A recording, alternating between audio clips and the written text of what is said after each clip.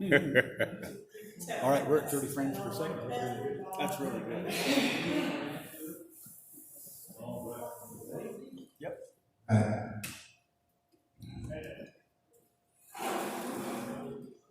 All right, and I think we are once again set and ready to go here. We just want to welcome everybody that's watching online, everybody that's here, everybody that's watching on Facebook or YouTube or any of the other places, Periscope, a lot of those different places where people are watching the video from. We just want to say thank you so very much for joining us. Again, we are at Sukkot in Danville, Ohio. This is our first Holy Impact Ministries annual Sukkot gathering. And once again, we are just so glad and so pleased to be with everybody here today. What we're going to be talking about this evening, of course, is the God of Hanukkah versus the God of Christmas. And a lot of people feel that it's the same God. It's the same God of Hanukkah, it's the same God of Christmas. We're going to test that this evening, and we're going to see if that is the case indeed. If it is the same God that created Hanukkah, or the same God that created Christmas, or did God create one and not the other, or didn't He create either one of them? So we're going to look at that. If you have seen Brother Jackie's earlier teaching today about many of the different symbols and symbologies and things like that, this will dovetail nicely together this evening with that as well. So let's see here. Hold on here just a second. I just want to make sure that we have this squared away and do one thing here. Hold on.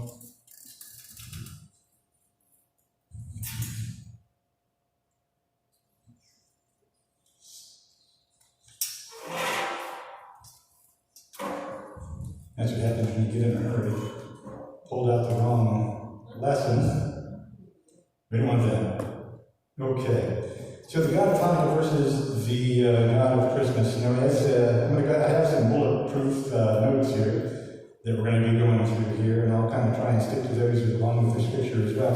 We've got many different teachings on the God of Hanukkah versus the God of Christmas. In fact, every year we do a little teaching on this particular topic. So if you want more information than we're going to be giving you here today, you can go to holyimpactministries.com and you will be able to look at the past God of Hanukkah versus God of Christmas teachings that we've done in the past. Each one of these has a little bit different information in it.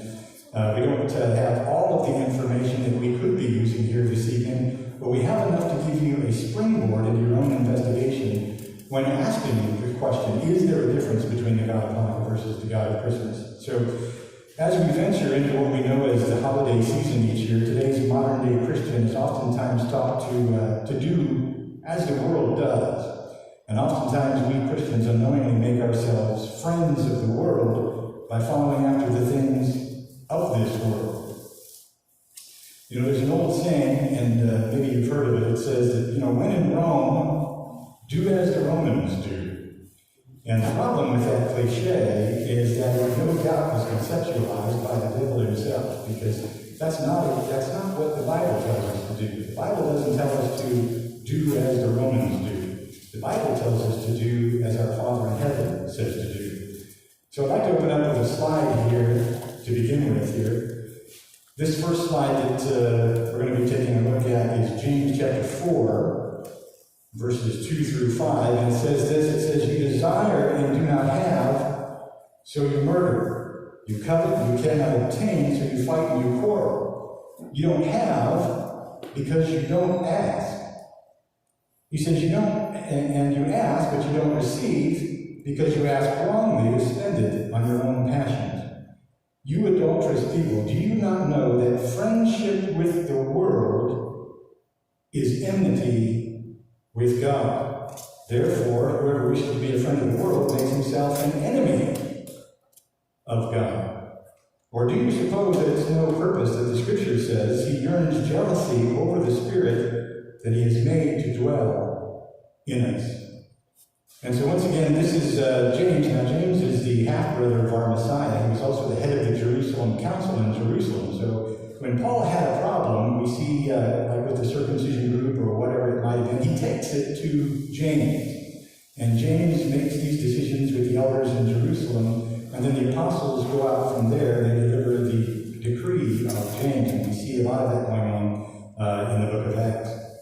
But here's James, the half-brother of our Messiah, and the brother of course, the half-brother of our Messiah, and the head of the Jerusalem Council. And he tells us, he says, you adulterous people, he says, do you not know that friendship with the world is enmity with God? So if we're being friends with the world and we're doing the things that the world is doing, the Scripture tells us that we are enemies of God.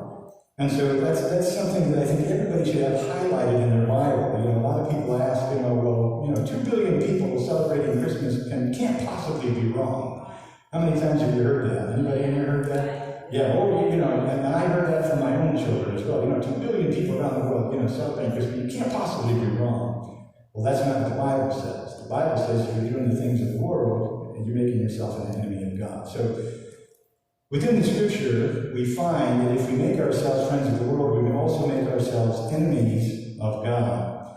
So, how many modern-day professing Christians do you suppose will ever really contemplate this during the holiday season?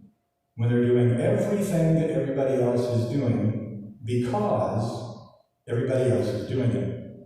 And I dare say that if we as Christians would have ever sat down and read the Bible for ourselves, we probably would have never fallen for all of these man-made traditions and these rituals in the first place. But again, the problem is we don't read the Bible for ourselves. A lot of times we will go to church and we'll sit in a church pew, and sometimes we'll sit there for 20, 30, I've had people 40, 50 years sat in a church pew. And every time they leave, they ask the family in the car, well, what did you learn today? And you can hear crickets in the car. They didn't learn anything at all. So, again, when they do learn something, it's all about Christmas or the first day of the week, Sunday, Sabbath, and different things like that we really can't find anywhere in the Bible. So it amazes me how much today's modern-day Christian doesn't know about church history. Church history is extremely important for us to know and to understand. And if we don't know about church history, we're not going to know about these things. So we're going to give you a little bit of a course here today and kind of make you a little bit of a church history scholar as we move through all of these types of things. So not only are many of our brethren ignorant of church history, but they're also ignorant of what's found in our very God-breathed scriptures that they hold in their very hands. If we only knew what the Bible actually said about the things we practice during the world's so-called holiday season, and if we only knew how detestable these things were to our Father in heaven, if we only knew that what the Scripture said about adding to and taking away our Father's word, if we only knew how many times the phrase "every green tree" was used in our Bibles and what it actually meant, if we only knew whose birthday it really was that we're celebrating on December 25th, I dare say that this Feast of Tabernacles here today would be overflowing with brothers and sisters just like us who would have woken up and come out of the bondage of being friends of the world. The first thing that I'd like to do here today is to take a look at some history concerning the idea of Christmas so that we can get a good handle on exactly what it is that Christmas is and where it originated from. And for those of you who are watching by video today, all of this information and all of these slides will be made available for you at holyimpactministries.com.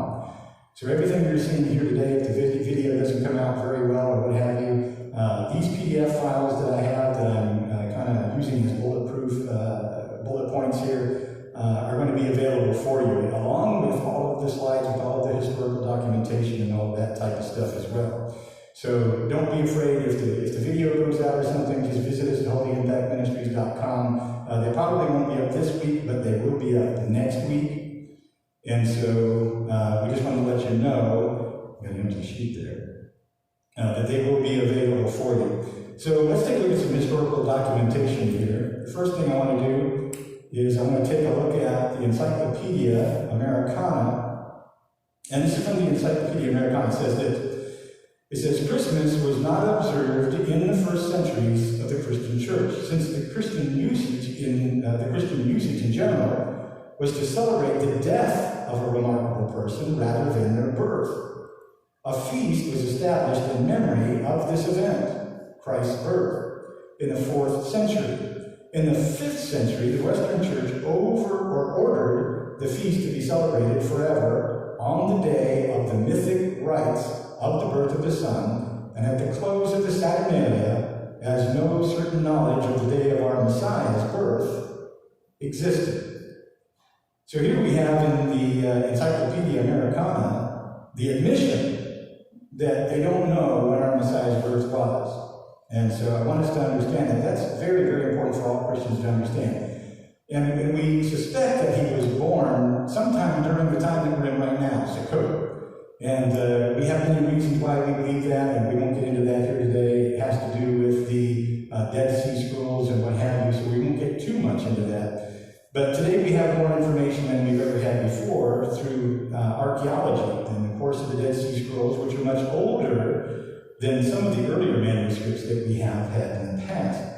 With that being said, we now have more information about Zechariah, who was the father of John the Baptist, and Zechariah was a priest of the sons of Aaron, according to the Gospel of Luke. And he was also the husband of Elizabeth, who was a relative of Yeshua, Yeshua's mother, Mary. She was related to Yeshua's mother, Mary. And of course, Elizabeth was the mother of John the Baptist. And so the duties of the temple in Jerusalem back in Yeshua's time alternated between each of the family line city descended, those in the city descended from the appointed by King David. So these were families that lived there. They were in the bloodline of Aaron, and they were working at the temple in these different sections of time. And we now have those through the Dead Sea Scrolls. So we know about when Zechariah was actually working as a priest in the temple. So during the week when it was the duty of Zechariah to serve the temple, the lot for performing the incense offering had fallen to Zechariah just about this, not this time of year, but about in the amount of time it took for 6 months for John the Baptist to be born. And I'll get around to that here in just a moment.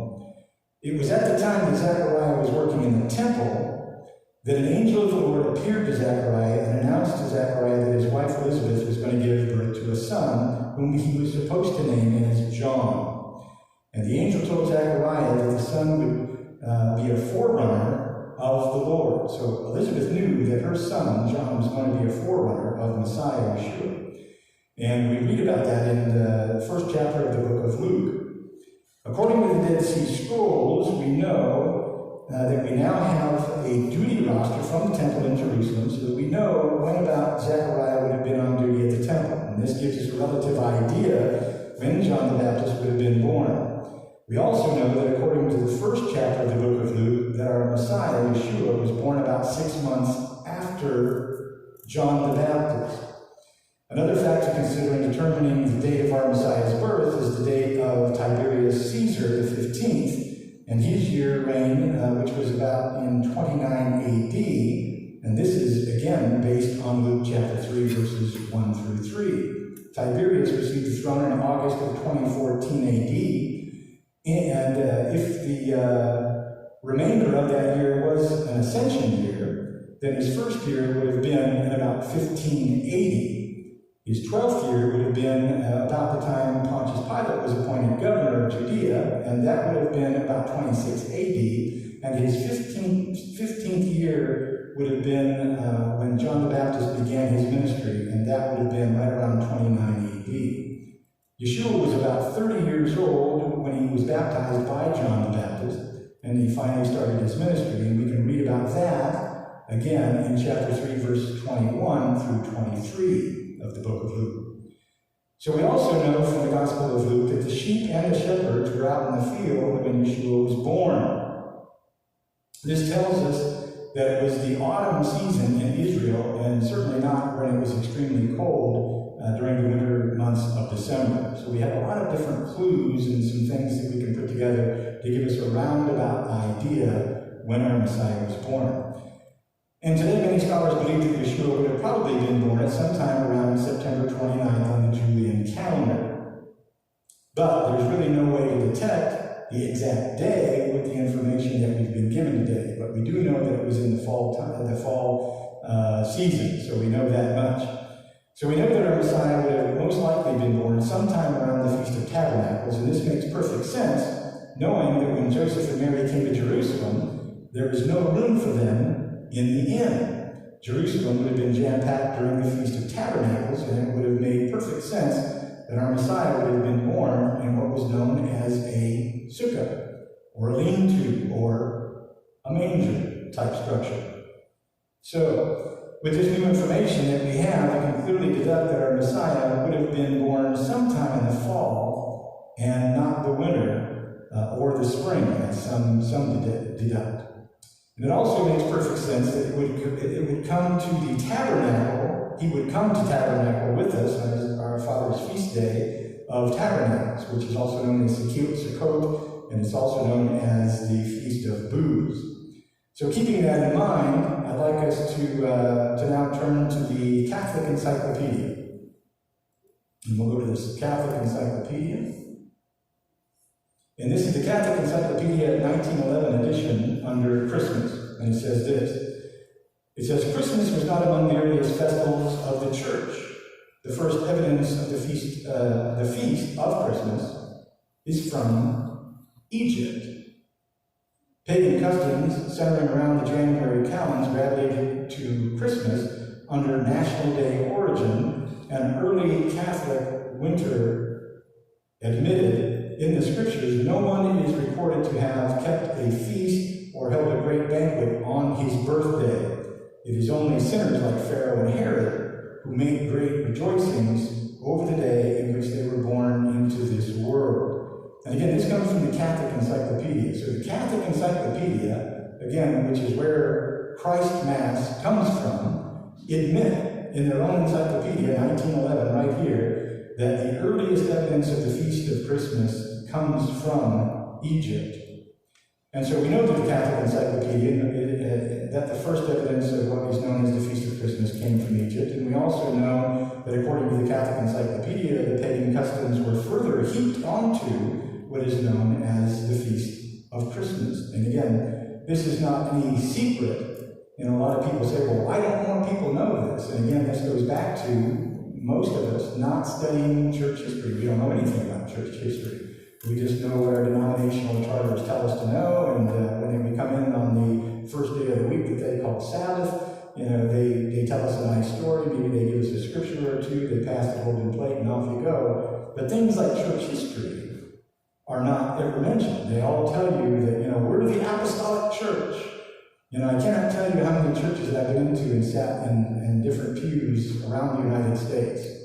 From California to Ohio, clear down to Texas, I've sat in many different pews, and they all say the same thing. We're the apostolic church. We're the church. We're the ones we're the apostolic church.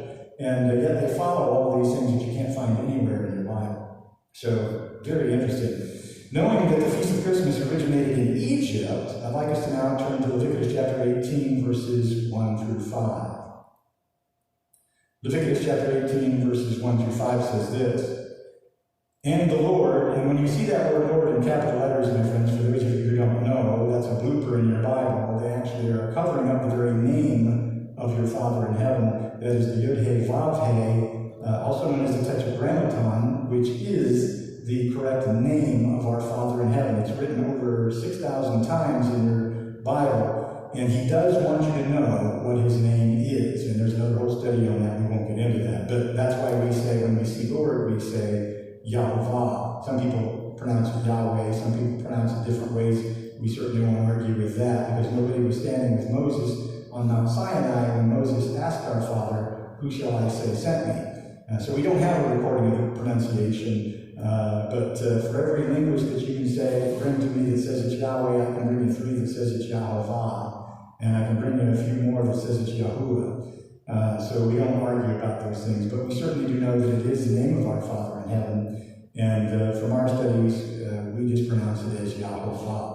So it says here in Leviticus chapter 18, chapter 1 through 5, it says, And Yahovah spoke to Moses, saying, Speak to the people of Israel, and say to them, I am Yahovah, your God. You shall not do as they do in the land of Egypt.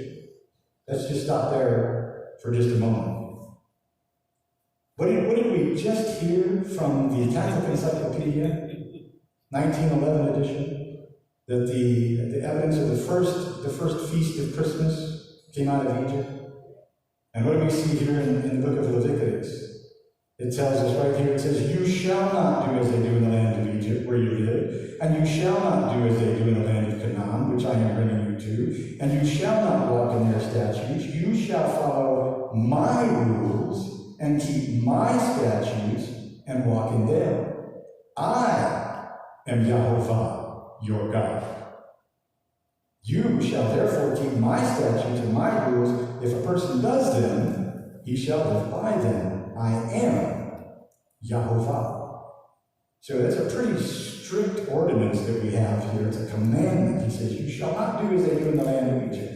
So when we're celebrating what people call Christmas, I refer to it as Christ Mass, because that's what it is. Again, what are we doing?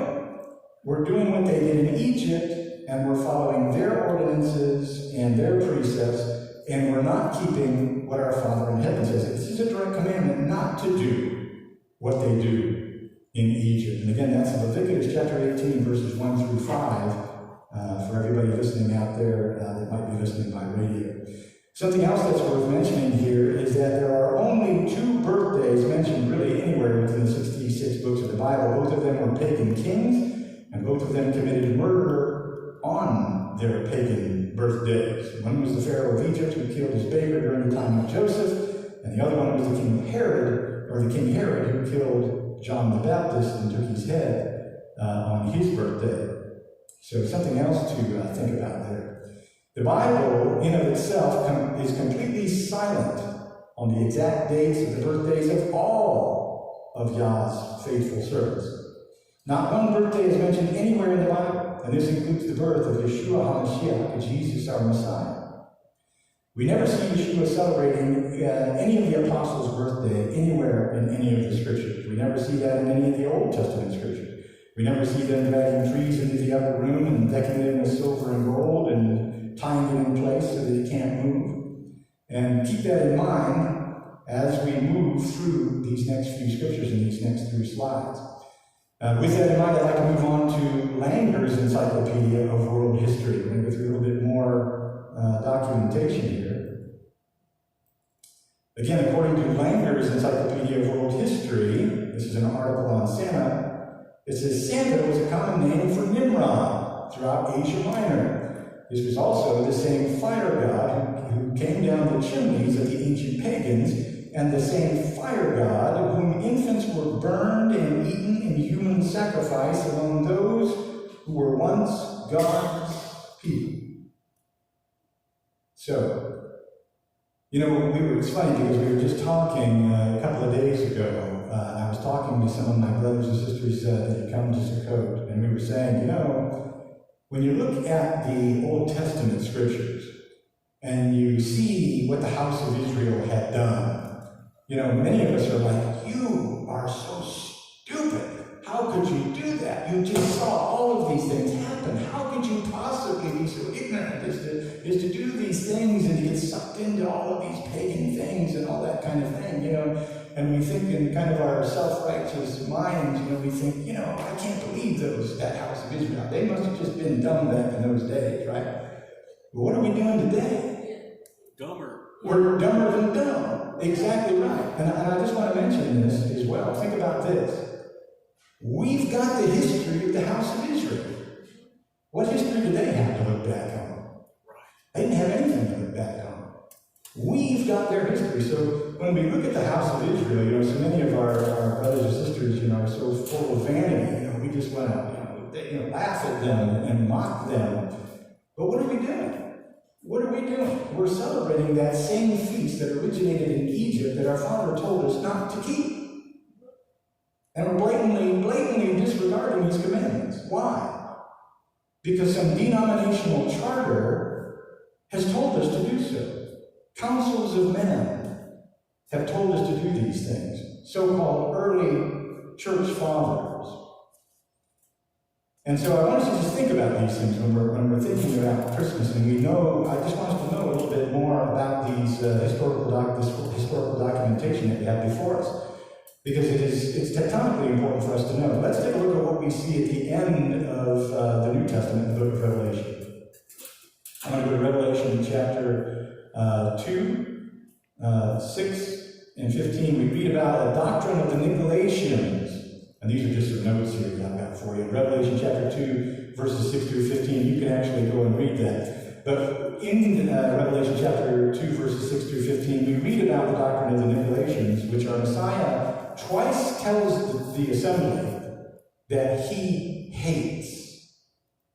And I want us to analyze the word Nicolaitan. It means follower of Nicholas. Nikos, which means conqueror, destroyer.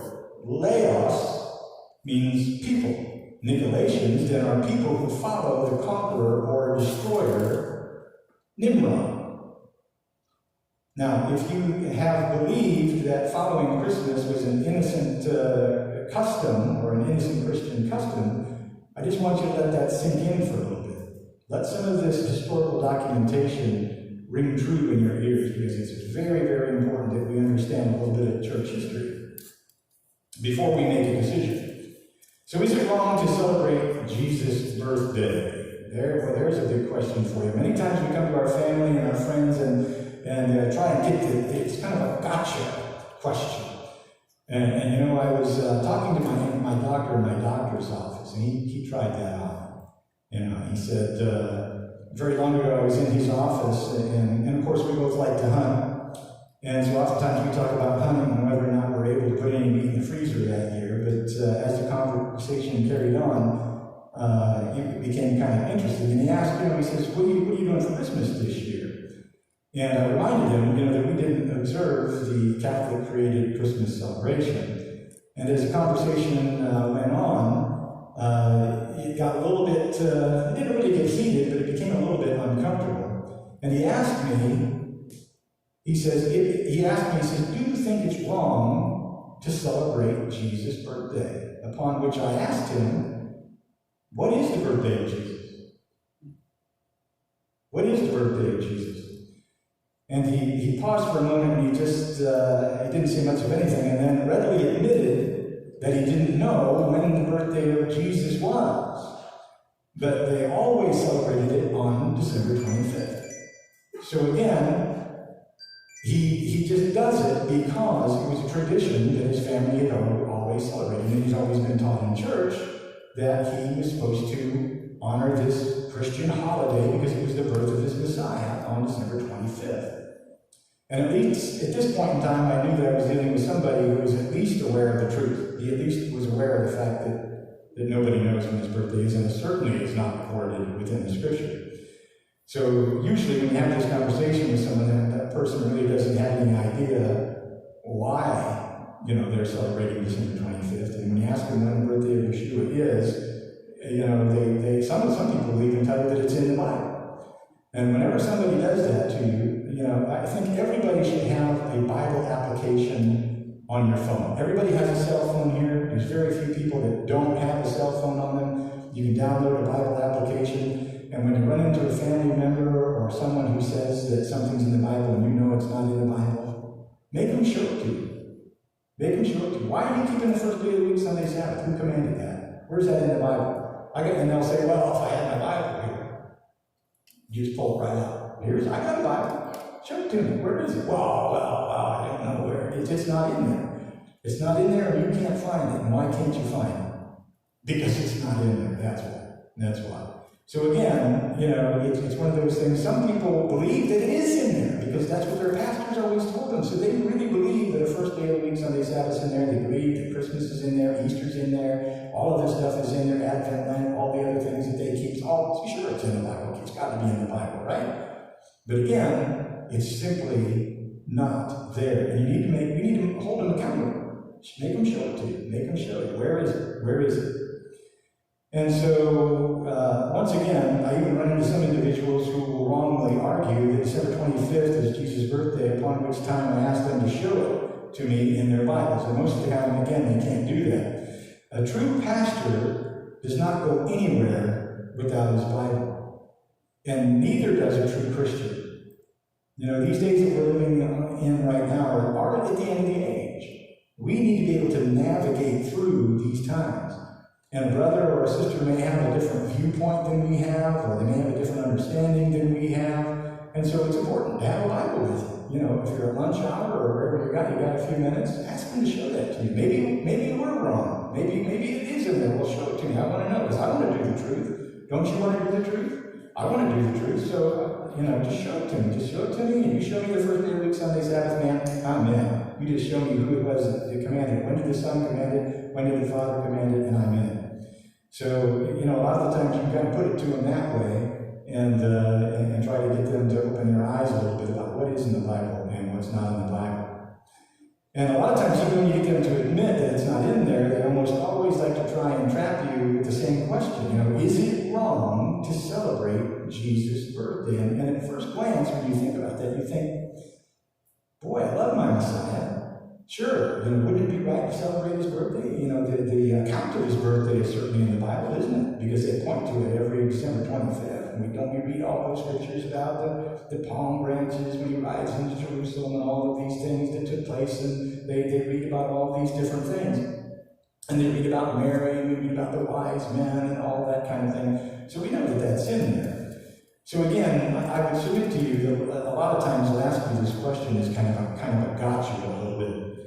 But upon hearing this question at face value, one might think that it could never be wrong to celebrate your Messiah's birthday. But we who study to show ourselves approved aren't so quick to jump on that bandwagon. Instead of me answering that question, is it wrong to celebrate Yeshua's birthday, I'd like to allow the Scripture to answer that question for us. And so rather than me answering that question off the top of my head, I'd like to present what our God-breathed Scriptures have to say about such a question. But before I do that, I'd like us to get a good grip on John chapter 4, verse 24. John chapter 4, verses 23 and 24. It says this. It says, "But the hour is coming and is now here, and the true worshipers will worship the Father in spirit and in truth." Two things, spirit and truth. For the Father is seeking such people to worship him. And again, spirit and truth. So God is spirit, and those who worship him must worship him in these two ways, spirit and truth. So in order to answer this question, is it wrong to celebrate the birthday of Yeshua, Jesus? We need to prepare ourselves to be able to accept the truth before we move forward. What is the truth? Oftentimes we want to accept the truth because we think that in our Gentile minds that we can just do whatever feels good. And I can't tell you how many times I've heard, "Oh, Pastor, I just know it's right in my heart. I get that Christmas feeling, and I do all of these kinds of things. I just get that spirit in my heart, the spirit of Christmas. The spirit of Christmas." How many times have you heard about the spirit of Christmas? I just know that Christmas is right because I know it's right in my heart. But what are we told in Jeremiah chapter 17, verses 9 and 10? Let's take a look at that very quickly. Jeremiah chapter 17, verses 9 and 10 says this. It says, "The heart is deceitful above all things, and it's desperately sick. Who can understand it? I, Yahovah, search the heart and test the mind to give every man according to his ways, according to the fruits of his deeds." What is the fruit of our deeds? It's what we do. So what is he saying here in Jeremiah chapter 17, verse 10? It says, "Yahovah searches the heart and the mind so that he can give every man according to his works." His works, his fruits. That's works. That's what it is. So you're either doing what he says to do, or you're doing what someone else says to do. So what does our Father in heaven tell us to do so that we will not, again, chasten after our own hearts? Let's go here very quickly. We're going to go to Numbers chapter 15, verses 37 through 40. And what does it say? Numbers chapter 15, verses 37 through 40 says this. "And Yahovah said to Moses, Speak to the people of Israel and tell them to make tassels on the corners of their garments throughout their generations, and to put a cord of blue on the tassel of each corner." Now, why does he want us to do that? Let's continue. He says, and it shall be a task for you to look at and remember all of the commandments of Yahuwah to do them, not to follow after your own heart and your own eyes, which you are inclined to whore after. So shall you remember and do all my commandments and be holy to your God. And my friends, I want you to highlight this in your Bibles if you don't already have it highlighted in your Bibles. And then I want you to go look through the rest of your Bible, through the rest of the 66 books of the Bible, and I want you to show me where this commandment has been canceled out.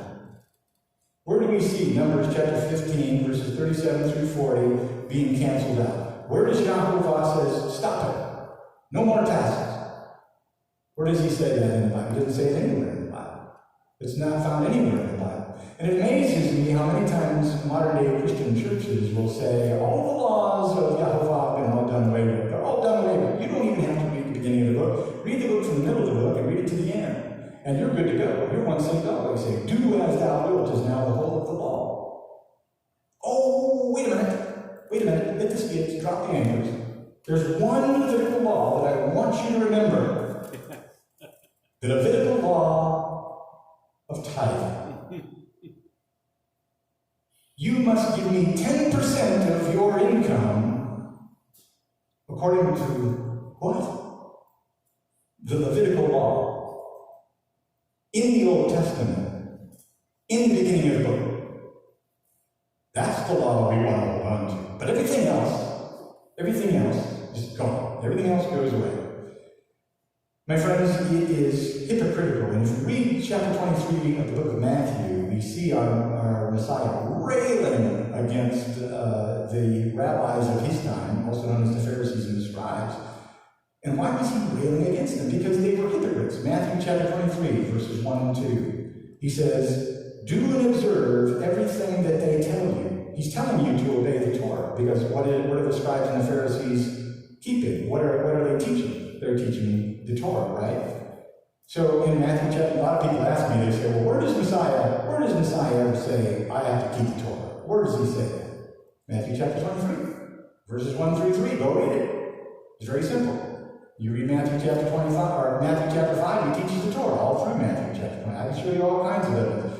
But he says in Matthew chapter 23, verses 1 through 3, he says, the Pharisees sit on the Bema seat, on Moses' seat, which is also known as the Bema seat. He says, so do and observe whatever they tell you. He says, but don't do what they do, because they don't practice what they preach. So, right there it is. Do and observe whatever they tell you. Now, people will say, well, they were, of course, they're talking about the New Testament. No, my friends, that's absolutely impossible. Because the New Testament hadn't been written yet. It hadn't been written yet. Church history, my friends, you must know your church history. The New Testament wasn't written and canonized until some 90 years after the death, burial, and resurrection of our Messiah. Church history tells you that. You know that. We all know that. It's not a secret.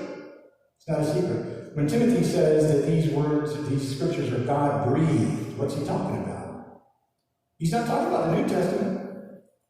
Of course, he includes the New Testament in it, because it is from the apostles, it is from our Messiah. But at that point in time, when Timothy said that, he was talking about the Old Testament, the writings of the prophets, the Psalms. They are God-breathed scriptures. God-breathed. And so we need to understand that a lot of times when we're talking about these things, we need to understand who said it, where they were, and what time it was. And that's very important. So when we read in Matthew chapter 23, verses 1 through 3, when our Messiah says, do and observe whatever they tell you, he's clearly not telling you to do the New Testament. He's telling you to do what he came to teach and preach. What did Messiah come to teach and preach? His Father's word. He tells us, I did not come to preach my own word. I came to preach and teach the Father's word. And we read that over and over and over again throughout the Scripture. So, what does our Father in heaven tell us to do so that we will not whore after our own hearts? Well, right here it is in Numbers chapter 15. And again, 37 through 40. And I would submit to you, my friends, that commandment's not been erased anywhere in the Bible. Not anywhere in the Bible. And those who say it has are hypocrites, and especially if they're asking you to hand and to fork over 10% of your income to them. What did our Messiah say to the scribes and the Pharisees? He called them hypocrites. He said, "You brood of vipers, you whitewashed tombs, you're beautiful on the outside, and on the inside you're nothing but dead men's bones. You twofold children of hell, you travel over land and sea to make one proselyte, one follower, and when you do, he's more a twofold child of hell than you are." Those are not my words. Those are the words of our Messiah. Did our Messiah speak boldly and strongly against these things? He did. He did. He absolutely did. So you see, it's not about doing what feels good in our own heart. It's about worshiping Him the way that He wants to be worshipped. It's about worshiping the way that He wants to be worshipped. And once again, it is tectonically important for today's modern day Christian to remember that God is God and we are not. And that is very, very important. And that, again, that's something else we were just talking about during, I think it was dinner this evening here in Sukkot. You know, how many times we reach back and we kind of remember what the serpent told Eve was going to happen if she ate of the apple, that she would become, man would become their own gods, right? We've been doing it ever since. That's all man wants to do, is become his own god.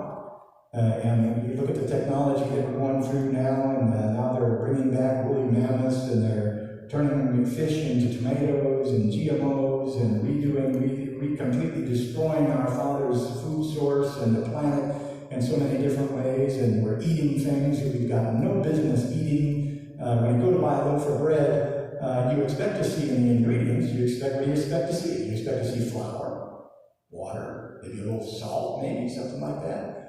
The list is this long, and it's all chemicals that I can't even pronounce. I'm not even going to try to pronounce it. You gotta speak science in order to even pronounce those chemicals. And what's in them is another whole study. We were into here. Thank God for our beloved Sister Lady Hawk and Sister Two Feathers, who gave us a very good teaching. And we're going to also put some of that up for you at Holy Impact Ministry so that you can see that and know that and understand that. But we had a long discussion about these things. You know, deception is not just in our faith. Our adversary is busy in our faith, and he's also busy in our physical lives. In our physical lives. That's why we have Christ Mass. That's why we have Christ Mass, things like that. So, with that being said, I think it's fair to say that no one knows when Yeshua's birthday truly is. There are indeed all kinds of theories and speculations, but none have been proven beyond a shadow of a doubt to be absolutely accurate down to today. There are some who think that he was born in the spring around the time of Passover, and there are some who believe that he was born closer to Tabernacles, as I do. But I have listened to these theories and these speculations, and I found them both to be vague and wanting as far as being able to tell me what day that he was born. None of the theories that I've ever heard can actually tell us what day. And I believe that there's a reason for that. I don't believe that we're supposed to know a day because it doesn't matter. And so again, when we say that we're celebrating, is it wrong to celebrate Jesus' birthday, what's the first thing you need to know? When his birthday is would be nice to know, wouldn't it? It would be nice to know when his birthday actually is. So, once again, we just want to keep these things in mind a little bit. The whole idea of Christ Mass is built upon, do you think it's built upon the rock, or do you think it's built upon the sand? Sand. It's built upon the sand. And what does the scripture tell us? We need to build our house on the sand, right? No. Look at that one. We need to build our house on the rock, not in the sand. If you're going to build your life and the things you do on tradition and out lies, we're going to expect our Father. What does it say about liars and adulterers and all that? They're not getting into the gates of heaven. Liars is included into that. We're going to lie to our children and tell them it's Jesus' birthday when it's not his birthday, and we know full well it's not. That's a lie, my friends. If something is not true, it's a lie. And so I want us to know that. So at least at this point in time, we know, or at least I knew good friend of mine, and usually when I have this conversation with someone, the person that I'm speaking with really doesn't really have any idea that December 25th is not our Messiah's birthday. And I even run into some individuals who wrongly argue that December 25th is Yeshua Jesus' birthday, upon which time I ask them to show it to me in their Bible. But most of the time, they think that they're safe because, once again, they don't have a Bible. So always keep your Bible with you, and always read your Bible as well. You know, there's nothing worse than having mud all over your face. You know, if you say there's something in that Bible there's not in that Bible, it's not just an embarrassment here on earth, it's an embarrassment and a shame before our Father in heaven. So we need to make sure what we're saying is the truth. So let's see here. I think we've been through all of this. I think I've added probably through all of this. But so again, instead of answering that question myself, I'd like to allow the Scripture to answer that question for us. And so rather than me answering that question off the top of my head, I'd like to present what our God-breathed Scriptures have to say. So, let's go take a look at, well, before we do that, I also want us to take a look at, let me see here, hold on here, I don't want to mess up my notes. We're going to be turning to Jeremiah chapter 10, verse 2 here in just a moment. But before we do, although I myself believe that our Messiah was most likely born closer to tabernacles, the truth is that there's no historical evidence that has ever proven the day of our Messiah. And I just want to make that very clear before we move ahead. The gospel message is very clear about how we're to pick up our crosses and to follow our Messiah. It says, he who believes in him ought to walk as he walked. However, once again, we don't see him exchanging gifts with the apostles. We don't see him dragging a tree into the upper room to fasten it with hammers and nails so it doesn't move, or to decorate it with silver and gold. And I believe that there's a good reason why we don't see our Messiah doing these things. Let's go ahead and take a look at Jeremiah chapter 10, verse 2. Let's see what it says. About dragging trees into the house. What does it say about dragging trees into the house? Jeremiah chapter 10, verse 2 through 5 says, "Thus says God, learn not the way of the nations, nor be dismayed at the signs of the heavens, because the nations are dismayed after them. For the customs of the people are vanity." Just stop right there and just let that sink in for just a moment. The custom of the people is vanity. A tree from the forest is cut down and worked with an axe by the hand of the craftsman, and they decorate it with silver and gold, and they fasten it with hammers and nails so that it cannot move. Their idols are like scarecrows in a cucumber field, and they cannot speak. They have to be carried because they can't walk. Do not be afraid of them, for they cannot do evil, neither is it in them to do good. Now, when we read the Scripture, and I think a lot of people are aware of this Scripture, and a lot of very sly pastors out there are aware of this now, because we brought this to light to a lot of people. And I can't tell you how many times I've heard various pastors bend and twist themselves inside out trying to evade this Scripture. And I've heard all kinds of ways how they do theological gymnastics to try to get out of this Scripture. But the truth is, my friends, that this Scripture is very clear, and it cannot be so easily escaped. I've heard other pastors say that you must carve the tree into an idol, but I would submit to them that there's nothing in the Scripture here that says that you must carve the tree into an idol. In fact, the Scripture is very clear that they decorate it with silver and gold after it's fastened so that it can't move. And even if you have to carve it into an idol, you're still dragging a tree into the house, and you're still fixing it so that it cannot move, and you're still decorating it with silver and gold. I don't care how you cut it, my friends, you can't escape this Scripture. So it doesn't surprise me that our Messiah was not dragging Christmas trees into the upper room and decking them with silver and gold. That's right. Here's just a few examples of how every green tree was being used in the time of the prophets to worship pagan gods. And this is something that you can do in your own Bibles, and I challenge you to do this. Just if you have a Bible application like eSword or Blue Letter Bible or any of those other ones, Olive Tree Bible, whatever it might be, just type in the words as a search, every green tree. Just type that phrase in. We're going to take a look at some of the Scripture here, because this is extremely important for us to know. Let's see here. I always want to go from one side to the wrong side. So let's go take a look at that very quickly. Deuteronomy chapter 12, verse 2 says this, and we're going to take a look at quite a few of them here. Deuteronomy chapter 12, verse 2 says this. It says, "You shall surely destroy all the places where the nations whom you shall dispossess serve their gods on the high mountains and on the hills and under every green tree." 1 Kings chapter 14, verse 23. "For they also build for themselves high places and pillars and Ashram on every high hill and under every green tree." 2 Kings chapter 16, verse 4. "And he sacrificed and made offerings on the high places and on the hills and under every green tree." 2 Kings chapter 17, verse 10. "They set up for themselves pillars and Ashram on every high hill and under every green tree." 2 Chronicles chapter 28, verse 4. "And he sacrificed and made offerings in the high places and on the hills under every green tree." Jeremiah chapter 2, verse 20. "For long ago I broke your yoke and burst your bonds, but you said, I will not serve. Yes, on every high hill and under every green tree you bow down like a whore." Jeremiah chapter 3, verse 6. "Yahovah said to me in the days of King Josiah, you have seen what she did, the faithless ones, Israel, how she went up on every high hill and under every green tree and played the whore." Jeremiah chapter 3, verse 13. "Only acknowledge your guilt, that you rebelled against Yahovah your God, and scattered your favors among the foreigners under every green tree, and that you have not obeyed my voice, declares Yahovah." Jeremiah chapter 7, verse 2. "While their children remember their altars and their ashram beside every green tree and on the high hills."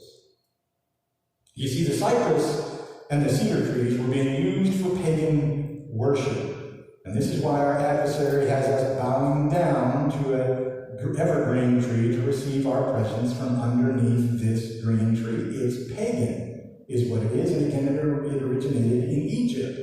And if any of you have been with us throughout our study in the book of Egypt, we know that they worshipped everything. They worshipped insects, they worshipped bulls, they worshipped nature, they worshipped everything except the one true God of Abraham, Isaac, and Jacob. And these green trees, again, were a catalyst for paganism. And this is exactly what our Father sees when he sees us reaching down in our homes to get these presents out of underneath these green trees. It's a slap in the face to him. It reminds him of the disobedience of Israel. And this is what we're doing. This is what we're doing. So you see, the cypress trees were being used for pagan worship, and this is why our adversary has us bowing down to these evergreen trees to receive our presence from underneath it. And just to prove this, I'd like us to read Isaiah chapter 14, verses 5 through 19. And we're going to go ahead and go to Isaiah here, chapter 14, verses 5 through 19.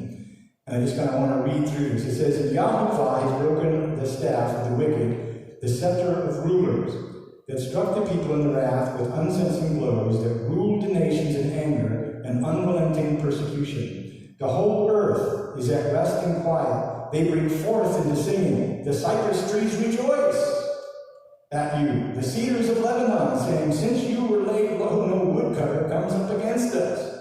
Sheol beneath is stirred up to meet you. And when you come, it rouses the shades to greet you. All who are the leaders of the earth, it raises from their thrones. All who are the kings of the nations. All of them will answer and say to you, you too have become as weak as us. You have become like us. Your pomp is brought down to Sheol. The sound of your harps, maggots are laid as a bed beneath you. The worms are your covers. How you are fallen from heaven, O day star, son of dawn. How you are cut down to the ground. You who laid the nations low. You said in your heart, I will descend to heaven above the stars of God, and I will set my throne on high, and I will sit in the mount of assembly in the far reaches of the north. I will ascend above the heights of the clouds. I will make myself like the Most High. But you are brought down to Sheol, to the far reaches of the pit. Those who see you will stare at you and ponder over you. Is this the man who made the earth tremble, who shook kingdoms, who made the world like a desert and overthrew its cities, who did not let his prisoners go home? All the kings of the nations lie in glory, each in his own tomb, but you are cast out away from your grave, like a loathed branch, clothed with the slain, those pierced by the sword, who go down to the stones of the pit like a dead body trampled underfoot. And so, once again, we see a direct correlation between the cedar trees and these pagan rituals, which lead us straight back to the devil himself. So it should be of no surprise that we don't find our Messiah dragging a tree into the upper room and fastening it so it can't move and decorating it with silver and gold. So if it's been historically and scripturally proven that we do not know the birthday of our Messiah, then to say that our Messiah's birthday is on any day would be a lie. Knowing and understanding this, I'd like to share another scripture found in Leviticus chapter 19, verses 11 and 12. So we're going to go to Leviticus here again. Leviticus chapter 19, verses 11 and 12. And it says this: "You shall not steal, you shall not deal falsely, you shall not lie to one another. You shall not swear by my name falsely, and so profane the name of your God. I am Yahovah." So, to me, when I read scriptures like this, telling a lie clearly tells me that I'm in the wrong. Again, is Christmas true or is Christmas a lie? And I'll just let you answer that in your own heart. And by the way, when we lie to our children, what are we doing? What are we doing when we lie to our children? And what happens to those who lead little children into sin, according to our Messiah? Luke chapter 17, verses 1 through 2 says this: "And he said to his disciples, 'Temptations to sin are sure to come, but woe to the one whom through they come. It would be better for him if a millstone were hung around his neck and he were cast into the sea, than that he should cause one of these little ones to sin.'"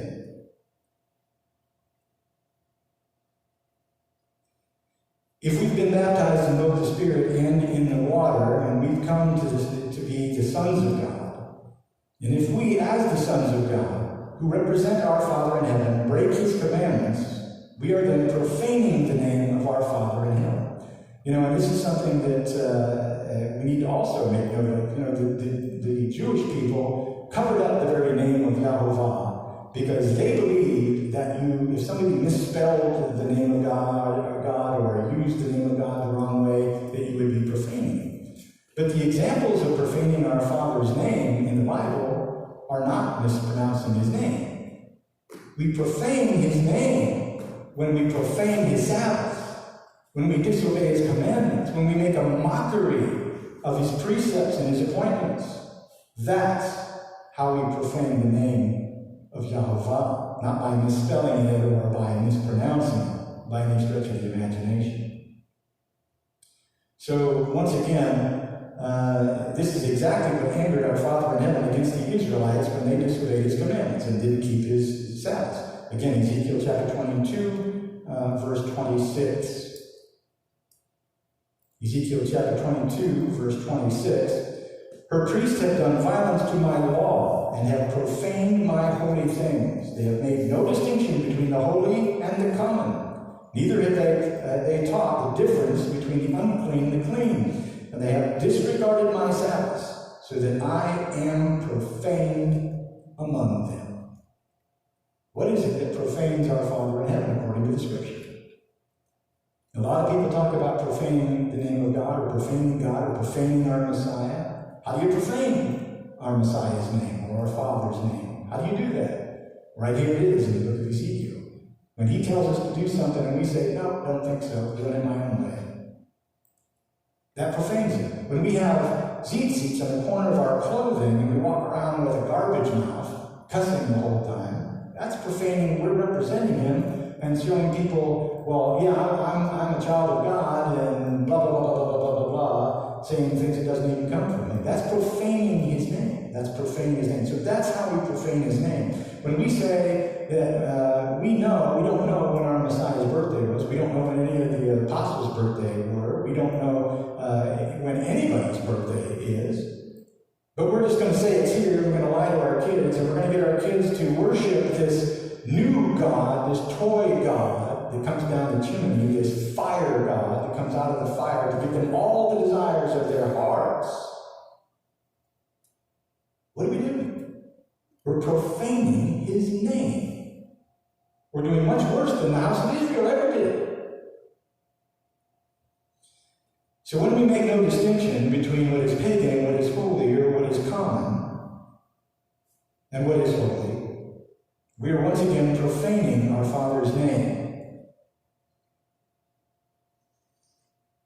When we don't keep our Father's law properly, and when we begin to whore after our own hearts instead of his heart, and when we decide to just do as we please and worship him the way that we want to worship him instead of the way that he wants to be worshipped, this is what profanes his name. Is it okay to celebrate Jesus' birthday? Let me ask you this. Did Jesus celebrate the birthday of Jesus? Did the apostles celebrate the birthday of Jesus? Did Jesus celebrate the birthday of the apostles? And so the next question then becomes, does the Bible itself suggest or lend credence to celebrating our Messiah's birthday? Does the Scripture command us to keep our Messiah's birthday at any time, anywhere, in any of the Scripture? And if we do, and if we teach our children that what we're doing is in the Bible when it's not in the Bible, are we not then guilty of adding to and taking away from his word? But surely, Pastor, it can't be wrong to celebrate the birthday of our Messiah. Here's another scripture that most Christians love to put on the shelf. You can find it in Proverbs chapter 14, verse 12. It says, there's a way that seems right to a man, but in the end leads to death. What we as Christians need to understand is that Christmas was created by Catholicism. And the Catholic Encyclopedia itself admits that the pagan feast of Christmas itself comes from Egypt. Let there be no mistake about it, my friends.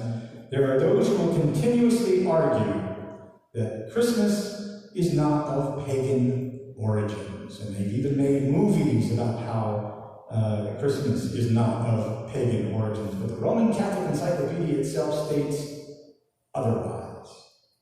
And just as we've already read in the encyclopedia itself, historically, not just the Catholic Encyclopedia states otherwise, our history states otherwise. And just as we've already read in Leviticus, not everybody is really proud of that. Leviticus, just as we've all read in Leviticus, we are commanded not to do as they do in the land of Egypt. We're commanded not to keep their statutes, we're commanded not to keep their traditions, and therefore by keeping the Egyptian feast of Christmas, we are blatantly disobeying the commandment of the one true Elohim of Abraham, Isaac, and Jacob. Is it wrong to celebrate the birth of Jesus?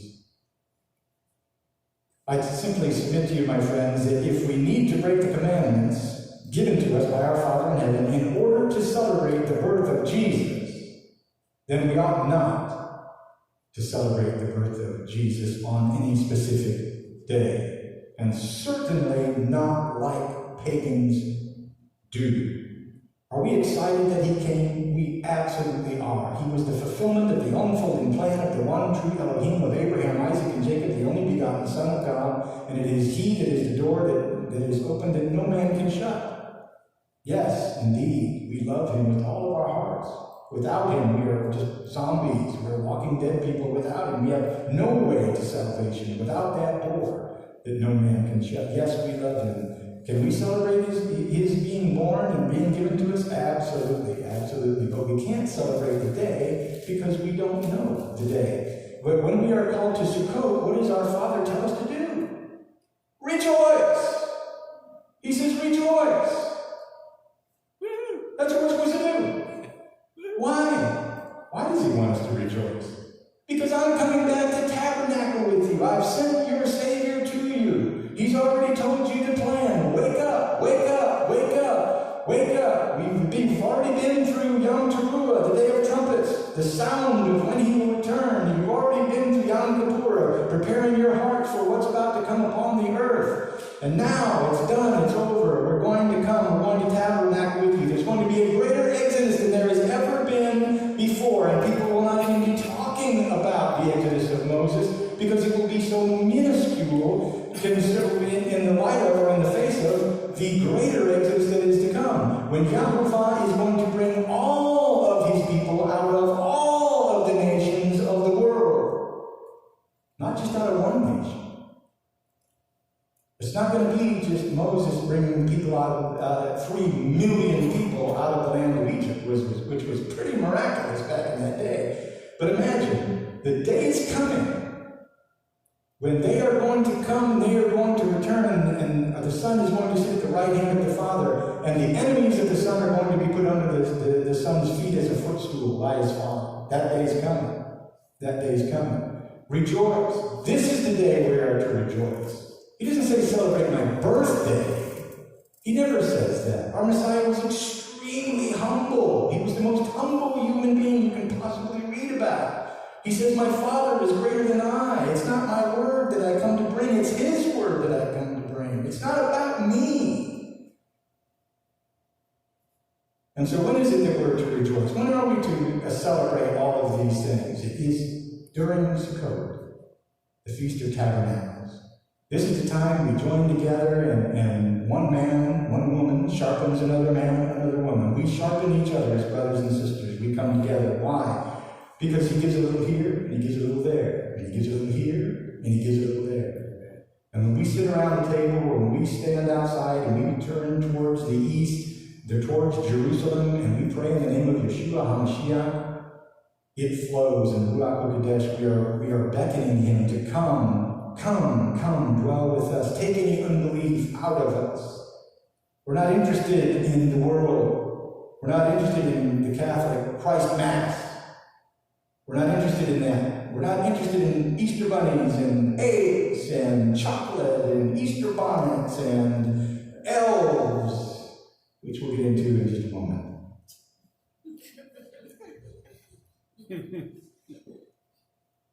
Let there be no mistake about it, my friends. There are those who will continuously argue that Christmas is not of pagan origins, but we know better than that. We know better than that. But what would happen if we altered that question just a little bit? Instead of asking, is it wrong to celebrate Jesus' birthday? What if we changed the question to ask, is it wrong to celebrate the coming of our Messiah? Is it wrong to celebrate the coming of our Messiah? Absolutely not. Absolutely not. In fact, I would submit to you, my friends, that each and every day when we wake up, and each and every day when we open up our eyes to a new day, we should celebrate the coming of our Messiah. Every day. Every day. Our Messiah should not be celebrated on any one day, my friends. We can't put his Father or our Messiah in a box. Our Messiah should not be celebrated on any one day, my friends. He should be celebrated each and every single solitary day of the year. To put our Messiah in a box and say that this is going to be your birthday, whether you like it or not, and we're going to worship you on this day, is blasphemous on its face. Our Messiah does not belong in a box, and neither does the worship of our Messiah belong in a box. How can we proclaim that one day in our Messiah's life to be greater than all the other days of his life? How can we proclaim that his birth is greater than his death? How can we proclaim to worship him when and how we want to worship him instead of when and how he says to worship him after what he did for us? Who is it that we think we are? Solomon was inspired to write, a good name is better than precious ointment, and the day of death than the day of one's birth. You can find that in Ecclesiastes chapter 7, verse 1. We know that our Messiah was indeed the Word of God made flesh according to Scripture. And so if our Messiah was the Word of God made flesh, then obeying the word of God would seem to be the right thing to do, wouldn't it? Deuteronomy chapter 12, verses 28 through 32. Be careful to obey all these words that I command you, that it may go well with you and with your children after you, just until my son comes. Is that what it says? Because that's what they tell me it says. That's what they teach that it says. But is that what it says? It says, be careful to obey all these words that I command you, that it may go well with you and with your children after you forever. It says forever. It doesn't say until I change my mind. It doesn't say until my son comes. It doesn't say until further notice. Could he have said those things? Does our Father not prophesy the end from the beginning? Sure he could have. But what does he say? Olam. Forever. Forever. Worshipping our Messiah the way that the pagans did in Egypt is clearly unacceptable, according to our Father in heaven. We clearly read that in Deuteronomy chapter 12, verses 30 through 31. Is it wrong to celebrate the birthday of Jesus? We love him more than life itself. At least those of us who truly are born of the water and the Spirit do. And it's because we love him more than life itself that we should concern ourselves with doing what he asks us to do, and not whatever we please to do. And that's what these blue cords are that we wear in the corners of our hips remind us of. Only he who does the will of my Father. Matthew chapter 7, verse 21, like other words from our Messiah, says this. Not everyone who says to me, Lord, Lord, will enter the kingdom of heaven. Let's read that again. Not everyone who says to me, Lord, Lord, will enter the kingdom of heaven. Who will? But the one who does the will of my Father who is in heaven. The gifts that are given by the wise men are presented to our Messiah. They weren't presented to each other. They were presented to the King. They were not given to each other. Something else we need to keep in mind is that the wise men arrived well after the Messiah's birthday. This is another reason that they couldn't have been birthday presents. A long-standing ancient custom of the East was to present gifts when coming before a king. In fact, we still do that today. Presidents visit presidents, they bring gifts. We see that. It's still a tradition today. These men understood that they were in the presence of the King of the Jews. The Bible carries many examples of people sending gifts to kings or presenting them upon arrival to at their presence. This custom is even common today when ambassadors or others come into the presence of a world leader. Gifts are oftentimes exchanged, but not because it's their birthday, but because they are royalty. It's commonly supposed that these were birthday presents for baby Jesus. But is this what the Bible actually really says? The wise men arrived well after Yeshua's birthday, according to the Scripture. Notice that the Scripture refers to our Messiah as a young child, not a baby. And it also says that they entered a house, not a tent, not a sukkah, not a barn. Let's turn to Matthew chapter 2, verse 10 through 12. When they saw the star, they rejoiced exceedingly with great joy. And going into the house, they saw the child with Mary his mother. And they fell down and they worshipped him. Then, opening their treasures, they offered him gifts in gold and frankincense and myrrh, which again, common gifts for a king, not birthday presents. And being warned in a dream not to return to Herod, they departed their own country by another way. Once again, my friends, these were not birthday presents, no matter how you cut it. They were king's presents for a king, gifts for a king. And what about these little cute elves of Santa, or Santas that he calls elves? Where did they come from? Where did we get that nonsense from? Krampus is a beast-like creature from the folklore of alpine countries thought to punish children during the Christmas season who had misbehaved, in contrast with St. Nicholas, who rewards well-behaved ones ones with gifts. Krampus is said to have captured particularly naughty children in his sack and then carried them away to his lair. Krampus is represented as a beast-like creature, generally demonic in appearance. The creature has roots in German folklore, however, its influence has spread far beyond German borders. Traditionally, young men dress up as the Krampus in Australia, Romania, southern Bavaria, South Tyrol, northern Friuli, the Czech Republic, Slovakia, Hungary, Slovenia, and Croatia during the first week of December, and particularly on the evening of the 5th of December, the eve of St. Nicholas Day, on many church calendars. And they roam the streets frightening children with rusty chains and belts. The Krampus is featured on holiday greeting cards called Krampenstarken. And there are many names for Krampus, as well as many regional variations of this particular celebration that goes on around the world. So, happy holidays, Christians. So, let's take a look at Hanukkah, just very quickly. We talked a little bit about Christmas and what it is and what it's not, and what history and our historical documentation has to say about it. Let's take a look at the other side of the coin. Hanukkah, the Feast of Dedication. Every year, just after the Feast of Sukkot, it seems that we always have a lot of questions concerning the Feast of Dedication, originally known as the Festival of Lights, and better known today as the Feast of Hanukkah. The word Hanukkah comes from the Hebrew word for dedication, consecration or inauguration. And for those of you who don't really know, it refers to the Jewish rededication of the temple. That's the second temple that took place in 2nd century BC. The reason that the temple had to be rededicated is because a man by the name of Antiochus Epiphanes. And Antiochus Epiphanes basically desecrated the temple. He walked into the temple, he slaughtered everybody in there, he replaced the altar of Yah with a pig, and put a pig there on the altar of Yahovah, and he took the blood of the pig and he squirted it all over the Torah scrolls. It was an absolute mess.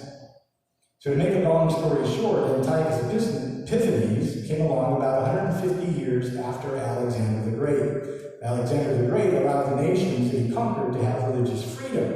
However, Antiochus Epiphanes, who came after Alexander the Great, did not. There was no freedom for those under Antiochus Epiphanes. Antiochus Epiphanes was a tyrannical ruler who was a shadow picture of the Antichrist that is soon to come in the very near future.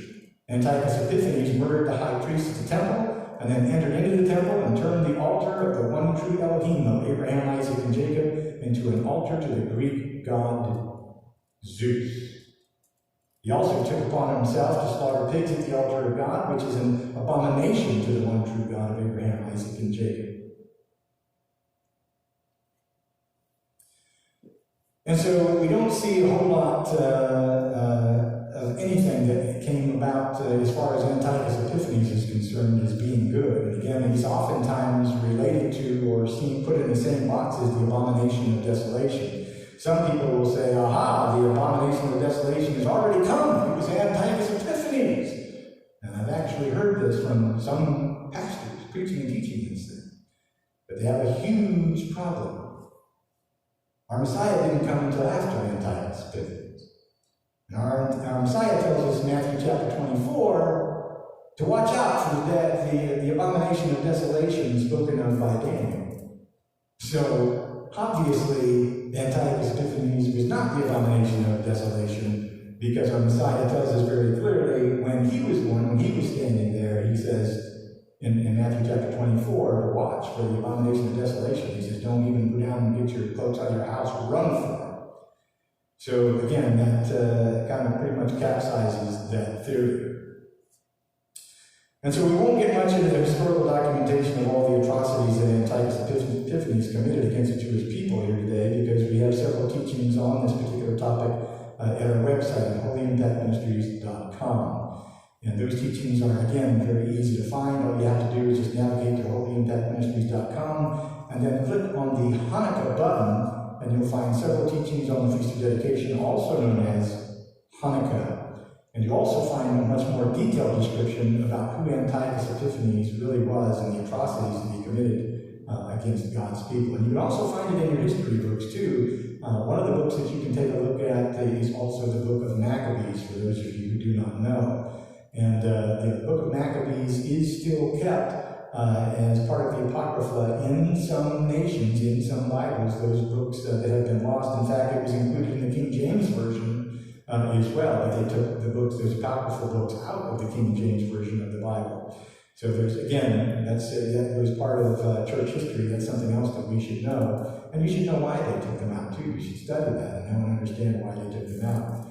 But again, the book of Maccabees was originally part of the King James Version of the Bible for all of you King James cultists out there. We have a lot of King James cultists that believe that the King James Bible is absolutely inerrant, doesn't have any mistakes in it. And I would submit to you, my friends, we love the King James Version of the Bible. In fact, I believe it's one of the best translations we have, but it is a translation of a translation. And they all have some things in them that we need to dig in and look at a little bit closer. So, today's study is for the more educated Christian who already understands the history of Hanukkah, but may have questions about whether or not to celebrate Hanukkah. There are all kinds of questions floating around about whether or not to celebrate, Christians should celebrate Hanukkah, and what the two differences are between Christmas and Hanukkah around this time of year. And some of our brothers and sisters are still wondering how we should celebrate Hanukkah. How should we celebrate Hanukkah if we choose to celebrate it at all? And exactly what is adding to God's Word and what is taking away from God's Word, and what is allowed and what is not allowed according to our Father in heaven in His God-breathed Scripture. And so today, our study is going to be geared more towards these kinds of questions rather than the historical implications of Hanukkah and how it came to be. So if you're looking for the historical documentation concerning Hanukkah in a more detailed situation or teaching, you might want to once again navigate over to holyandtechministries.com, and you can find a little bit more information over there at our website. In a nutshell, what we'll attempt to explain here today is why a Christian should consider observing Hanukkah instead of today's modern-day version of what Christianity proclaims to be the most holy day of the year, called Christmas. Today, we're going to try and explain why it is that we hold fast to the Feast of Dedication, also known as Hanukkah, and why we abhor and detest the Roman Catholic-created pagan lie of Christmas. The first question that we always seem to be confronted with is, what's the difference between Hanukkah and Christmas? What actually is the difference? After all, we know that neither Hanukkah nor Christmas are commanded celebrations for us to keep as far as the Torah is concerned. We don't find either one of them in the Torah. We don't find Christmas in the Torah. We don't find Hanukkah in the Torah. Neither Hanukkah or Christmas are commanded in Leviticus chapter 23, like all of the other appointments are. So, why should we keep either one of them? And that's the question that a lot of people have. This is a great question. And it's a question that every single solitary Christian should be asking themselves. Because these are the kinds of questions that lead us into the truth. These are the kinds of questions that keep us out of the darkness and keep us up on the narrow path that leads back to the tree of life that our Messiah has again shown us.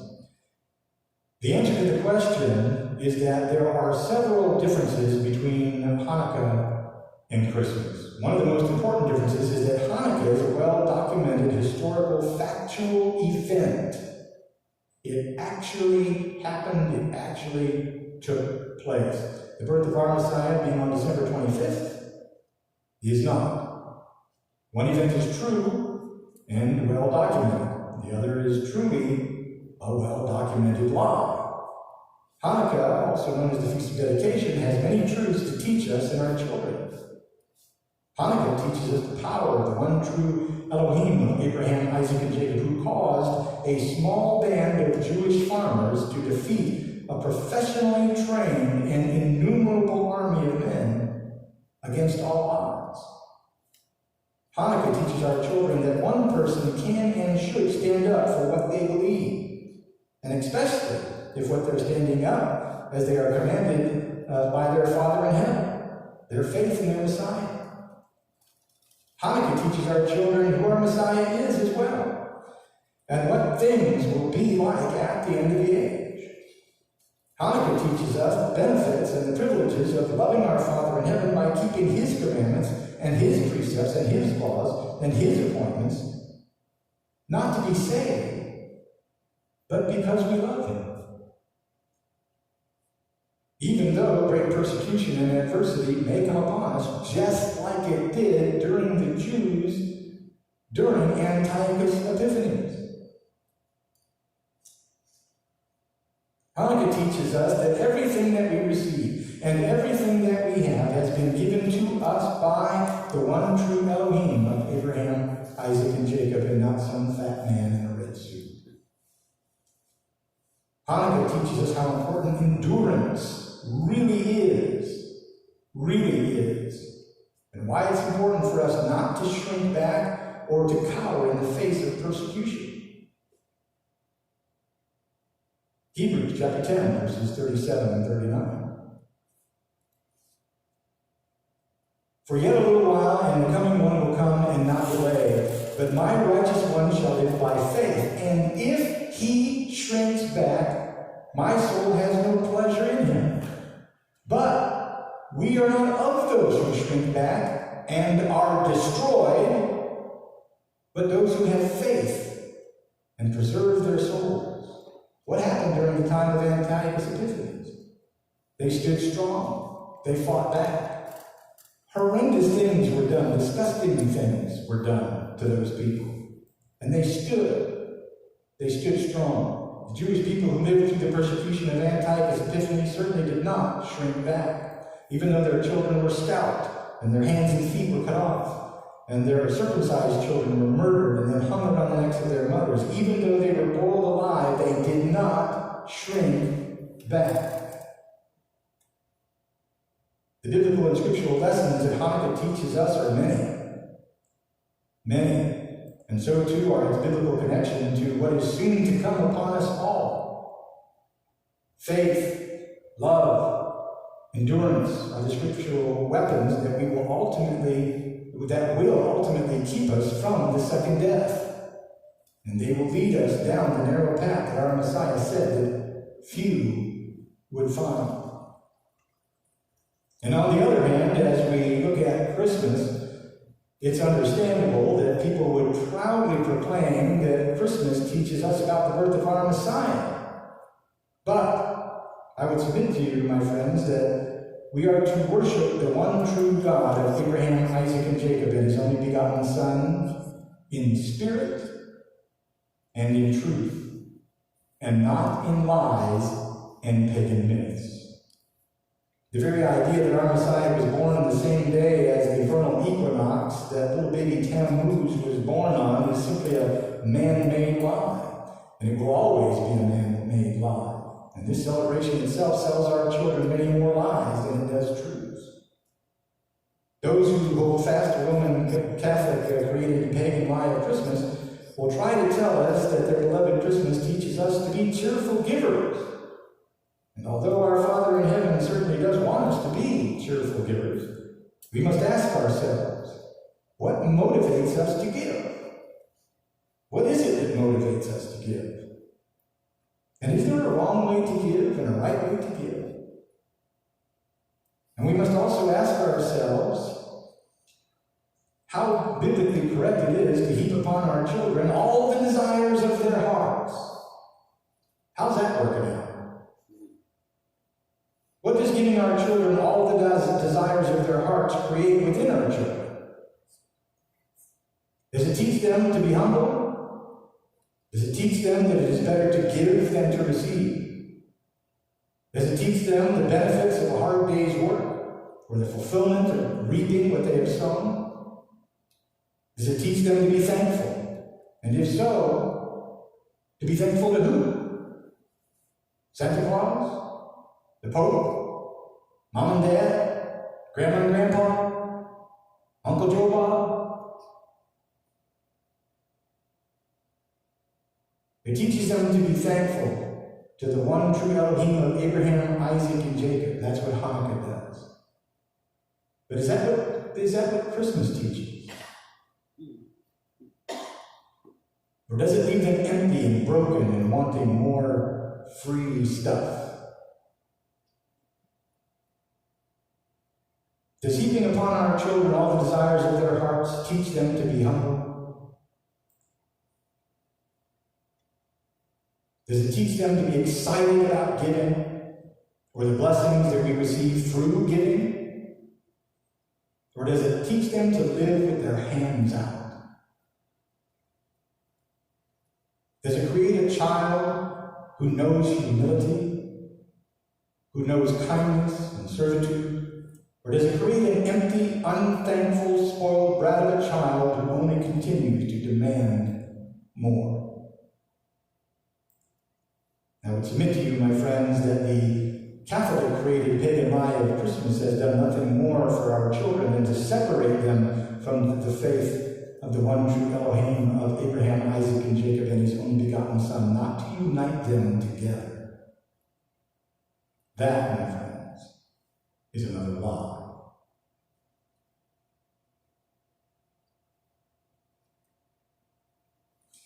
Those of us who celebrate Hanukkah celebrate the power and the glory of the one true Elohim of Abraham, Isaac, and Jacob, and his only begotten Son, because we understand the power of our Father in heaven and why it is and why it was that he wanted that temple to be still standing there when his Son got there. Without a temple being in place, our Messiah couldn't have shown us the proper way to love our Father in heaven. 1 John chapter 5, verse 3 tells us the biblical definition of the love of God is that we keep his commandments, and his commandments aren't burdensome to us. Our Messiah was at the temple for every feast day that our Father in heaven ever commanded. And our Messiah clearly told us that it was only those who pick up their crosses and follow him and do the will of his Father in heaven that will enter into his kingdom. And so it should be very clear to every Christian that our Messiah ordained each and every commanded feast day by keeping it himself. This is what ordained those feast days, those appointments, those moedim.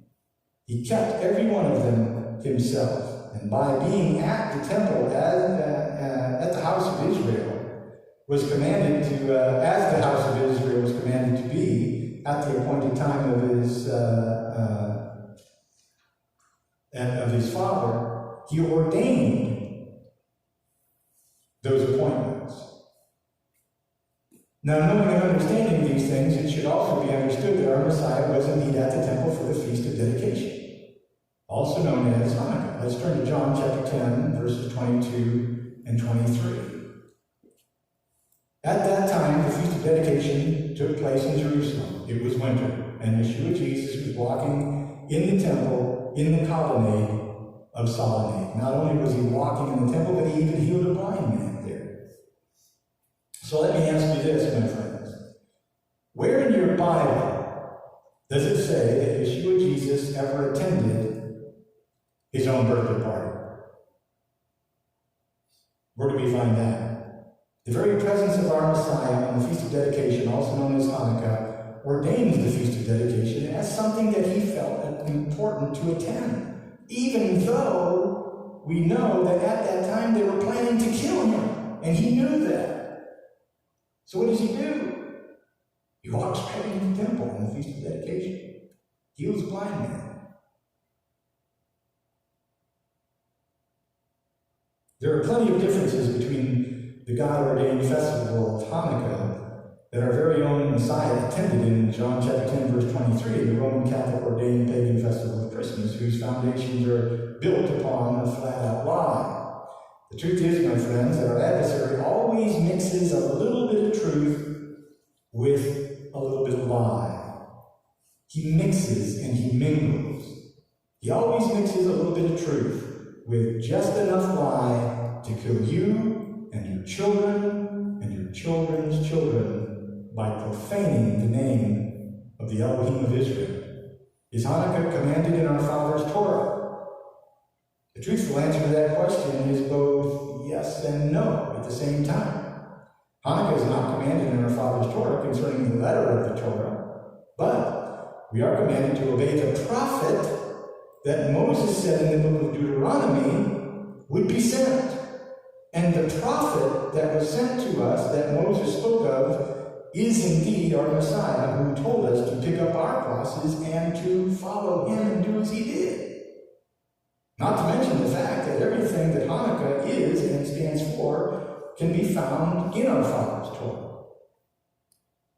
The power of God over an insurmountable army of men can be found in our Father's Torah. The power of our Father's Ruach HaKodesh, the very Spirit of God and his power to enable us to contend for the faith and to endure to the very end can all be found in our Father's Torah. And the fact that our Messiah attended and thereby ordained the Feast of the Dedication can also be found in our Father's God-breathed Scripture. So let me ask you this, my friends.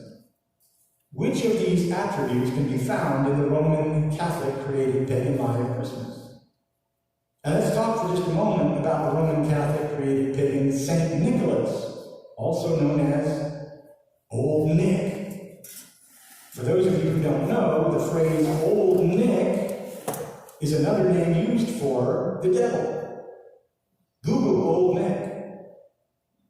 See what you get. Try entering the term Old Nick into a search engine in your smartphone and see what pops up. Who is this Old Nick? Let's just run down a list and let's just see what we can see about Old Nick. Old Nick has eternal life. Doesn't Old Nick have eternal life? Old Nick has his own book that he wants to write the names of your children in.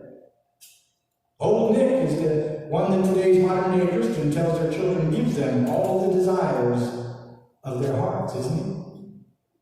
Old Nick comes down out of the heavens in his reindeer-driven chariot, doesn't he? Old Nick is the one who puts all of the gifts underneath the evergreen tree so that your children must bow down before that tree to accept those gifts, doesn't he? My friends, how can we think for a second that Old Nick here is anything less than the devil himself, who disguises himself as an angel of light?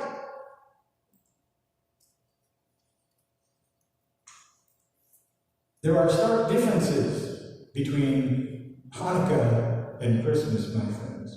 And although neither of them is found listed in the book of Leviticus, it should be clear to us that everything that has to do with Hanukkah can be found within the pages of Scripture. But not everything that has to do with Christmas can be found within Scripture. In fact, I would submit to you, my friends, that because Christmas begins with and is built upon a lie, then it should be immediately disqualified and abstained from by every God-fearing, Messiah-following, cross-bearing Christian.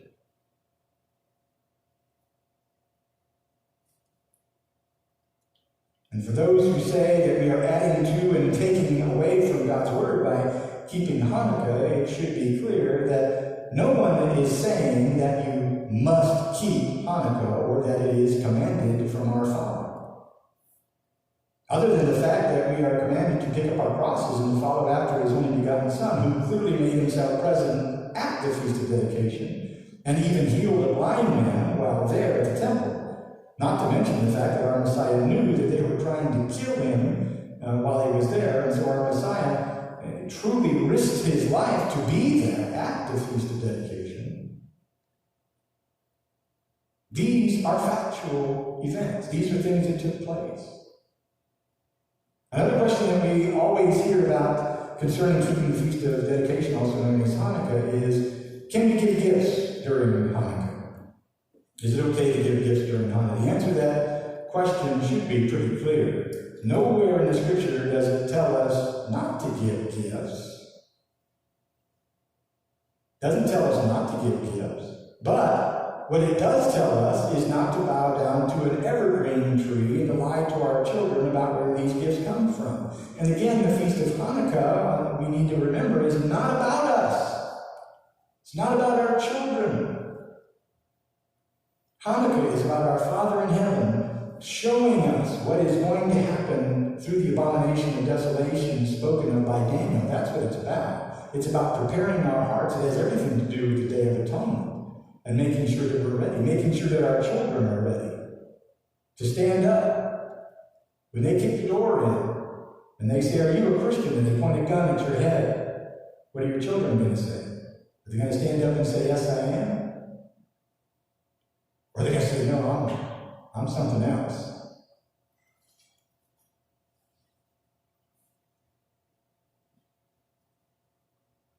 Our own Father in heaven gifted the temple back to the Jewish people. He gave it back to them so that it would be there when his Son arrived on the scene. Our Messiah gifted us all with the gift of salvation and the gift of everlasting life, and I would submit to you that giving your children all the desires of their hearts is not advisable. Absolutely not advisable. And especially when they think that all these gifts come from a pagan God dressed in a red suit that comes out of the fireplace. But I would also submit to you that giving your children good gifts of love and understanding and compassion, and explaining that these gifts come from the one true Elohim of Abraham, Isaac, and Jacob, who gives us our health, who gives us our breath, who gives us our provision, the roof that's over our head, the air we breathe, the ground we stand on, is indeed acceptable to our Father in heaven and his only begotten Son. So it really depends on what kind of gifts you're talking about.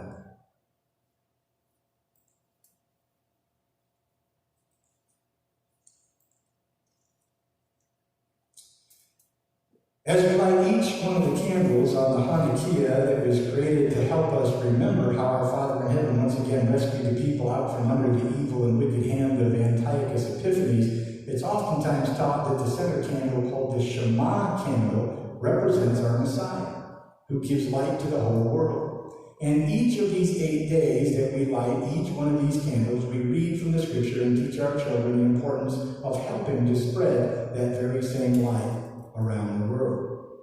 There is no biblical mandate teaching our children the historical truth of why the temple was there in Jerusalem when our Messiah arrived on the scene.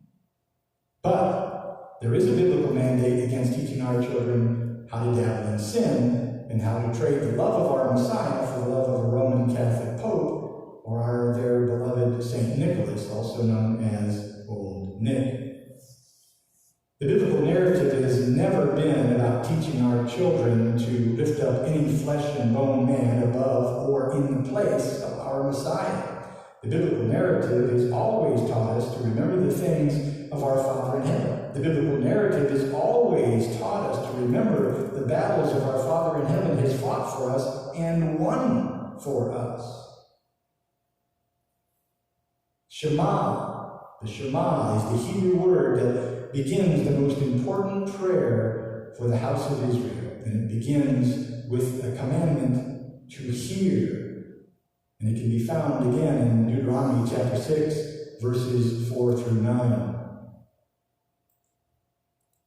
Hear, O Israel, Yahovah our God, Yahovah is one. You shall love Yahovah your God with all of your heart and with all of your soul and with all of your might. And these words that I command you today shall be on your heart.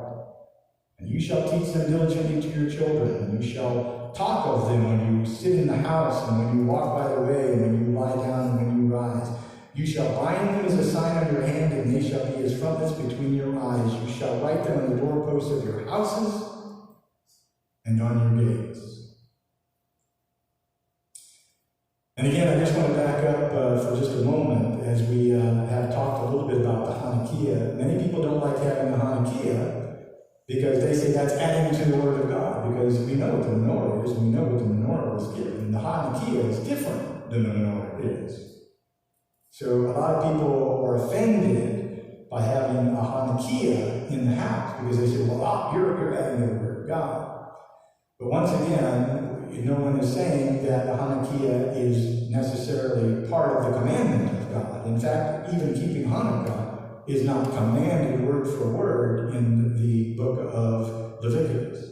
And so again, the Hanukkah was created by the Maccabees to remember these types of things, and it was created for what we use it for is to teach our children. Some people are offended by it, some people don't want to use the Hanukkah, and I just want to say this, if a brother or sister doesn't want to use the Hanukkah, they shouldn't use it. It's not something that we say you have to use, it's something that you see that the Jewish people use. Again, that is something that comes from tradition, but tradition is okay as long as it is not added to the Word of God. So I just wanted everybody to understand that the Hanukkah is just a tool, is all it is. It's not commanded, and you don't have to have one. Certainly don't have to have one to celebrate Hanukkah. It is just a tool that we use. The center candle is Messiah, and he lights the world and what have you. That's what the Hanukkah is used for when most of us use it. And some of us don't use the Hanukkah at all. So if you feel offended by it, then don't use it. Don't use it. Again, we're always teaching and preaching against traditions that add to and take away from our Father's Word. Again, the keeping of Hanukkah is not found in the Torah specifically. And so how to keep Hanukkah is not written in the Torah either. So you can really kind of keep it the way that you like to keep it, because there is no commandment concerning it, as long as you know and you understand that the Hanukkah is not in the Torah. There is nothing that says you need to run out and buy a Hanukkah. That was added by the Maccabees to help in remembrance of the rededication of the temple. So that's the story on the Hanukkah, and I just wanted to be very clear about that. And we certainly do not advocate or take away from the Hanukkah one way or another. I think it's probably pretty much immaterial. But for those who are offended by it, don't use it. Simply don't use it. And so as we move into the season of Hanukkah this year, whether or not we choose to celebrate the feast of dedication, let us indeed love our Father with all of our heart and with all of our soul and with all of our might. So let the words that he has commanded us today be on our hearts. Let us teach these things diligently to our children. Let us talk of them when we sit in our houses and when we walk by the way and when we sit down and when we rise. Let us bind his word on our hands in everything that we do, and let his word be as frontlets between our eyes in what we believe.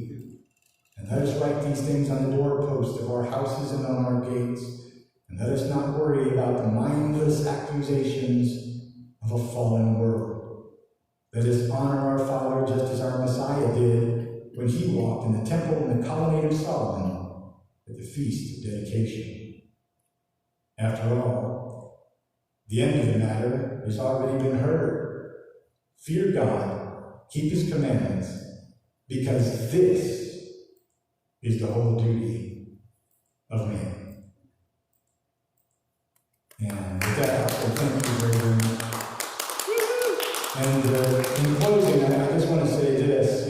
We talk about a lot of different things, and a lot of the times at Holy Impact Ministries, we really do go against traditions and adding traditions in and saying that those things are part of the Bible and what we believe. And we need to be very careful about that, and including the Feast of Hanukkah. So be very careful when you get into Hanukkah about telling your kids, this is part of God's law and it's not part of God's law. But do tell them that our Messiah certainly was there at the Feast of Hanukkah, and do tell them exactly how it is that the Jews back in that day stood up even unto death under horrendous conditions where they were torturing them, torturing their children and everything, and they still stood. That is the significance of the abomination of desolation, which is coming in our time. Our Messiah tells us in the 24th chapter of the book of Matthew that a time is coming that is going to be worse than any other time that has ever been seen before, and it's going to be so bad that you'll never see it again. That time is coming, and I can see why many of the Jews probably thought during the time of Antiochus Epiphanes that that was it, and they probably thought the same thing during the time of Hitler as well.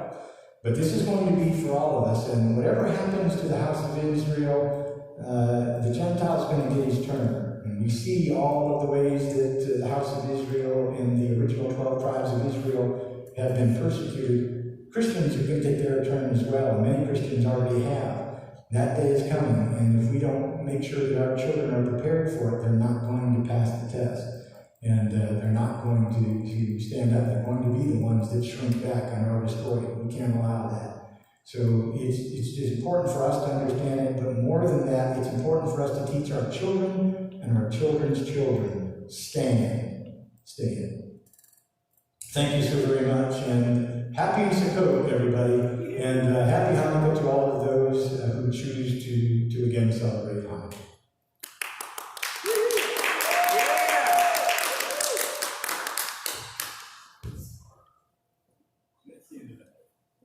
I should have said that.